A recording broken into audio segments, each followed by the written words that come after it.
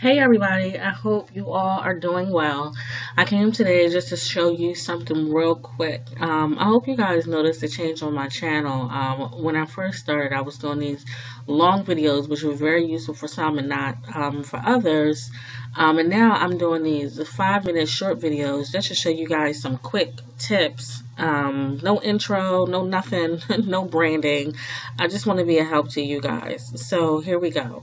This is just a quick editing trick to get, I would like to say, two documents or more than two documents on the screen so that you can view them next to each other and edit them versus edit one versus the other. So it's time to update my resume. And I have my most recent one here. I want to compare it to an older one just to look at what changes need to be made. Maybe I missed some things. I'm already seeing like some layout and font issues and things of that nature.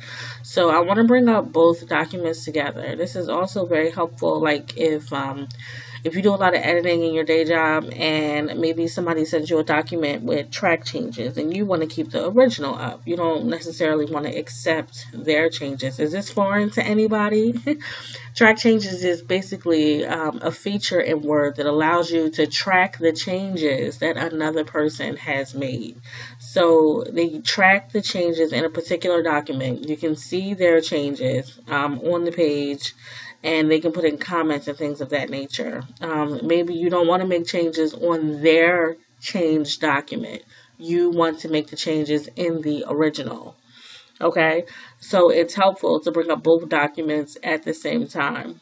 And so here I'm just comparing two of my documents, an old versus a new, and there's a few different ways that you can bring both documents up at the same time, and I'm going to show you both ways. So if you come down here to the bottom right, you'll see that you have like this show desktop. It's really a button. So if you click that, it'll minimize everything that was on your screen except for this ugly capture video thing that's up here, right? So we're going to bring up the documents, only the documents that we want to view. And the reason why we cleared everything out is because oftentimes we don't know how much stuff we have open, and that's just a quick way. Instead of pressing minimize, it just takes everything down at one time. So you have up the two documents that you want to compare. You'll see one is March 2015 and the other one doesn't have a date. This is the most recent one, or the one I plan to make my recent one. So I'm going to right click and put show windows side by side, and it just has both documents here. Clearly we can go into view,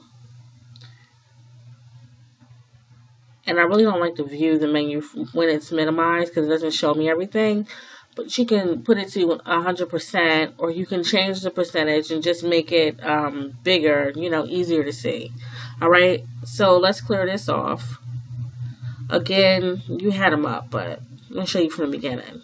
Put up the two documents. You can right click and you can show the windows stacked.